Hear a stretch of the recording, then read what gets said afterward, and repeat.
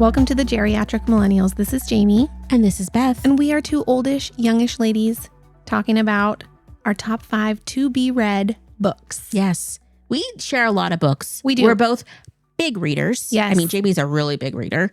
Well, here's the thing. Even me saying that, just like I have this feeling inside of me that is like, I can't just have 5. And are these really the top ones? Like it's a real struggle. It's a real struggle for me to feel like I'm like limited to this number of like to be read books. Because to be honest, my to be read list is so long. There are so many books on my to be read list. So in fairness, I used my Goodreads books I own list only. And in only my physical copies, because I like inventoried all my books so that I would be like, hey, stop buying books. Wow, you're organized. Well, then there was this like fill up your Kindle day. I'd never heard of it before, but it's kind of all these independent book people and you can go download a gajillion books for free. And I did that. So that added like 25 to like my those books, my virtual books. But like just in physical books in my home, I have 101 books to be read. So I just went off that list. Oh, wow. Okay, well, that's a lot to choose from. Okay, so I mean, you get it. You get it. It was hard to pick, but they popped out for sure. Okay, so what I decided to do was just look in my Libby app with at books that I have on hold or that I've put on hold multiple times because I'm waiting for them and I need to finish my current reads before I get to those. And there are ones that I'm considering for my book club or whatever, or like people in my book club recommended. And so yeah. That's what I went with. So my first one is I was actually at a local art show and there was a author there, this young Black woman, and she was selling her books. And so I bought one. Her name's Stella Williams and she's a book series. The first one is called Ferocious and it's The Secret of the Crees. It's the series. And so it's a fantasy book. I have no idea really what it's about, but I was like intrigued and I liked her little displays. So I bought it and it's on my shelf right now. That's awesome. Yeah. Okay, so my first one is Lady Tan's Circle of Women by Lisa C. And I confess, I've already started this book. Okay. But I have not finished it yet. And it has been on my to-be-read list for a long time because I love this author. And I have read multiple books that she's written that I have absolutely loved. And when I heard that she had a new book coming out, I immediately put it on hold before it was released or whatever, you know? And so I've been waiting for this for some time. And the books that I've read of hers that I've really enjoyed are set in different countries. They're Asian countries. Like one is set in China, one is set in an island off of Korea. And this one is set in China. It's way back in the day when they did foot binding. Okay. And oh my gosh, I love the immersion in another culture and the way that she writes. I feel like I have insight into that culture and it's so foreign and so different to my experience and my life that it's absolutely fascinating to me. And her characters are usually women and it's just a genre that I absolutely love. It's like historical fiction and I love it. I love it. Very cool. This was a TikTok. It's like a book talk book. It's all over the place. It's a very popular series. A Court of Thorns and Roses by Sarah Maas. Anyway, it's like I don't think it's a trilogy. I think there's 4 or 5 books in the series. They look really cool. No idea what they're about, but I saw it on Book Talk. No idea. And I was like, I like the covers. Okay. It looks interesting. Judge a book by its cover. Go ahead. And everybody was like talking about it, but I wasn't listening. So as soon as I see the cover come up, I like go to the next video because I don't want any spoilers. And I'm like, all right, let's get into it. Cool. Okay, so the next one on my list is one that somebody in my book club recommended. It's called Mad Honey. It is a Jodi Picoult book. And I guess another author, Jennifer Finney Boylan. So I know that her books, and I've read several of her books, they're always like deeply controversial topics. I have no idea what this one's about. Okay. But it's up there on my list. I think I've renewed my hold multiple times. Yeah. I love that. Deliver later. Yeah. Deliver later. Yeah, totally. Because it's, I'm not ready for it. I'm in the middle of this other book. I got to finish. I got some stuff I got to do first. Okay. So I've been in this journey kind of like deconstruction of faith and just kind of like in a weird place after leaving youth ministry and just kind of like, what does it mean to be a Christian nowadays and all this stuff. So I got a ton of books on on different topics around kind of like re-examining like what it is to be a Christian and blah, blah, blah. So this book is called Still Christian, Following Jesus Out of American Evangelism by David P. And I think it's Gushy, something like that. Anyway, kind of excited to read it. Like, I think that he was like an evangelical Southern Baptist pastor maybe or something. I don't know, but he got kicked out of his church and kind of his quest to like be with Jesus and not be evangelical. United States evangelical. Yeah. American, I'm curious. Yeah. I think there's a lot of books along those lines now. And I'm sure some of them are like amazing and some are like, so I wonder what this one's going to be. You'll have to let me know. Yeah. Had pretty good ratings. So I'm like, all right. Cool. Okay. So my next one is another one that my book club people have read that they recommended, and it's called Kindred. Okay. It's by Octavia E. Butler. And she wrote The Parable of the Sower. Well, I think it's about slavery in the United States. And I don't know much else about it other than that, but I know that I really want to read it. So that's the next one on my list. Okay, I want to read The Inheritance Games by Jennifer Lynn Barnes. It's a series. I think it's YA. Okay. I'm like into it. Again, most of these books I just bought based on cover or a recommendation, and I have no idea what they're about. I love it. Okay, so my next one is a book that has been recommended by a lot of people that I follow on social media, and it's called All My Knotted Up Life by Beth Moore, and it's her. She is a pretty well-known like Christian author, and she's written a lot of different Bible studies and blah blah blah. But this is her memoir. Oh, interesting. Yeah. And I've heard that it's just excellent. And so I do love a good memoir. I really do like that genre Reflection as well. On life, yeah. So I'm looking forward to reading that. All right, my last one is Lessons in Chemistry. Yes! So like I got the book for Christmas last year, and it's just been sitting. Like I need to read it, but I think Apple Plus is coming out with this series, like the TV series of that. So I want to read it before the series because I hate reading a book after the fact. So yeah, I liked that one a lot. Wait, is this my last one? 1, 2, 3, 4. What? Okay. I mean, I guess I wrote down more than 5. Couldn't help myself. Okay. So my last one that I want to read, and I have been saying this for quite some time. I would say probably years, and I still haven't, but I'm going to, and that is the Twilight series. Oh, interesting choice. Love that for you.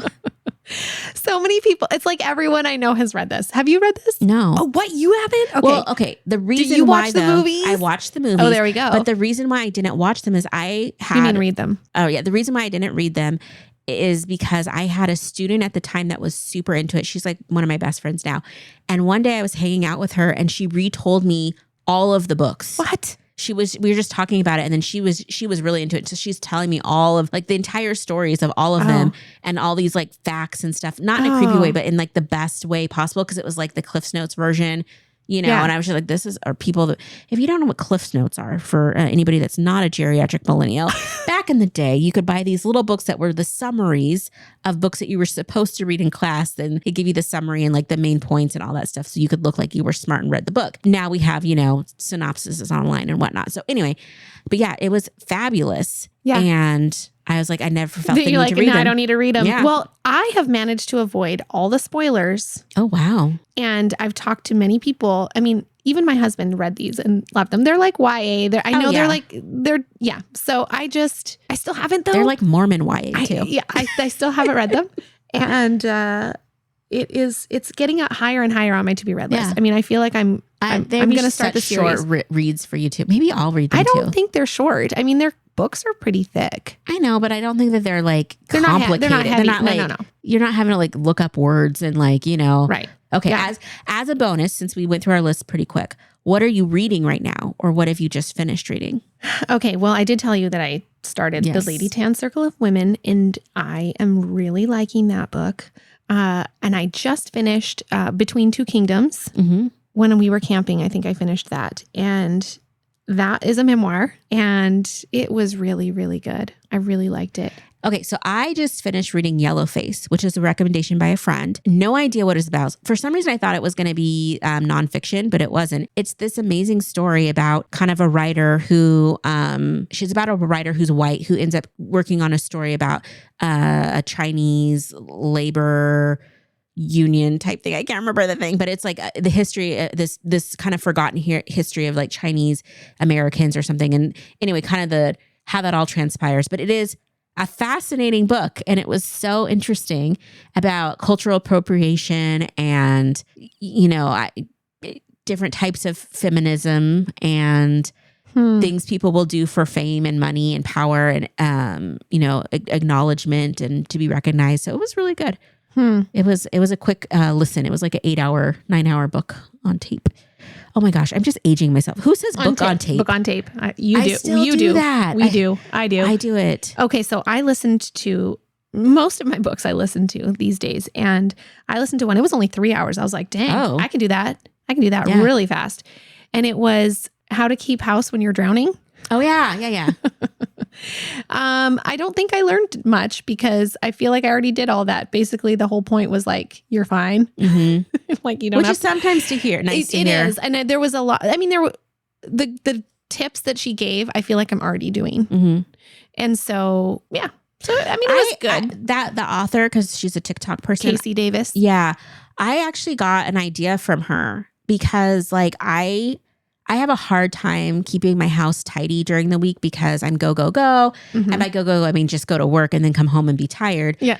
But I had these places that just stuff accumulated. Yeah. And no matter what I did, it's like, no matter what I do, I always put dishes on top of my like little bar, like that's attached to my kitchen. Like I always do. And so what I did is I got this little, it's like a kind of like a portable, like dish holder thing. So you could wash dishes in the sink. It has this little drain. It's very cute. It's by Joseph. I'll link it in the show notes. But what I did is I stuck that on top of the bar. So now when I'm like in the living room and I want to put dishes away, could I walk all the way around and go put it in the dishwasher? Yes, but I won't. So now I just stick it in that little thing, and it's contained. And then it's contained. And then I just take it at the end of the night and fill up the dishwasher. And then I Brilliant. realized the same thing, like that just was my dumping zone. And it's like anytime I had something I didn't know where to put it, or it was just like, I come in and it's just like you have mail in your hands and you just throw it down. It was always in it there. So I got a second like bin and now I just throw everything in there. And then when it's full, I just carry the bin from room to room and put it in the right room. And it just eliminated a lot of clutter for me and a lot of stress because it was just like, and it's simple. I mean, and because you already had this habit and you're already doing that. Yes. But it just looks a lot nicer. Yes. It looks more tidy because it's in a container. Yes. And I think that's one of the big things that I'm learning about life because I feel like I tend to do life on hard mode. Like, let's make this as complicated and horrible as possible so that you just hate every moment. Is that just play to what's already there? Yeah. Well, you might actually really like this book because she has a lot of good tips like that. And she has also like a summary version. Yeah. Where she's like, if you're doing the abridged version, skip to chapter 13 or whatever. Oh, nice. And so, yeah. Which is handy because sometimes the battle for me is like, I know the information's out there, but it's like, I don't want to have to watch a 6-video series. I don't want to have to read a whole bunch. I just want somebody to give me the bullet points of life. Right? Isn't that so annoying when, it's always the sales pitches or whatever. And they like hook you in, but then they don't tell you the cost or they don't tell you what you really want to know. You have to like listen to this whole spiel first. And it's so irritating. I feel that way about all the time. Financial literacy. Like, I don't feel like I'm a very financial literate person as far as like, I don't really know how to invest. I don't really know what I should be doing hardcore. Like, I'm doing the bare minimums of like 401k contributions and things like that. And it's so frustrating, but I just found this new person that I just discovered. I mean, they're a millionaire that's been on social media and is super successful, but I think she wrote a book called Financial Feminism or something like that. Feminist Financialism. Nope, that's not it. Reverse it. Financialism. But I'm excited. It's on my. That's great. It's on my. Do you remember her name? I don't. Let me see. Let me look it up really quick. Her name's Tori Dunlap. So anyway, I'm just kind of excited to like learn more about that because it's something I think is so important. And I didn't grow up with parents that taught me that stuff necessarily. So it's just another good thing to read. I do appreciate that like we just have so many opportunities to learn and that there's so many like books and podcasts and Skillshare classes and LinkedIn Learning. There's just anything you want to do, you can find out how to do it. And a lot of times for free, which if you're not using the Libby app, get your life together. Right? Like if you don't have a library card, you are wasting your life. They and are your free. money. Yes, they're free. Every community has one. If you're like, well, my community doesn't. In the US, every community has one, or you have access to a larger library system for free. You can go online and Google free library cards and go get a free library card. And you know what? I have even requested my library, like I've asked my library to get a certain book that they didn't have. Oh, yeah. Because I wanted to read it, but I didn't want to buy it. And they did. Yeah. It's amazing. It really is. Like our local library system, like they have a streaming service you can download. And I mean, does it have a gajillion movies? No, but it's free. I went on to the streaming service last weekend because I was like, not that I don't have like 85 other streaming services, but I could not find anything I wanted to watch. And I was so annoyed because I logged on and I just bought a movie the week before on iTunes because I really wanted to see this movie called Becky's Revenge. Freaking loved it. And I had to pay $14.99. It was on the library app. I could have watched it for free. Oh. And I was just like, oh. But they have like magazines. And it's like, you can like download the magazine app onto your iPad or tablet. And then you can like flip through like a magazine. And wow. It's just so many good resources. I cannot speak highly enough about our local libraries and like the work that they do for, to keep books uncensored, to really fight for some of our civil liberties of like freedom of information and different things and privacy, all kinds of stuff. So yeah. Yay, librarians. I'm very enthusiastic. I used to work at the library, so that's why I have extra enthusiasm around this. Plus I love a good freebie. And there's some libraries, I saw this library online. You could check out pans and like sewing machines. What? I saw, yes, like they had like craft stuff you could check out. And the one that got me was just, again, all the different types of bundt cake pans and different things you could check out. I also saw another library. They were doing this thing where you could check out a book. It's like this bag of books for a book club book. So you got to check out like 10 books and like all the stuff to do a book club. Wow. And I was like, that is so cool. I love cool. this. Anyway. Love the library. Love the library. Support your local library. If you're enjoying the podcast and would like to support the show, you can share episodes with your friends and family, follow us on Instagram at the Geriatric Millennials, or leave us a positive review and rating, all which help us to grow. Our theme music was created by the Finley Ghost. Check out their latest album now. Thank you so much.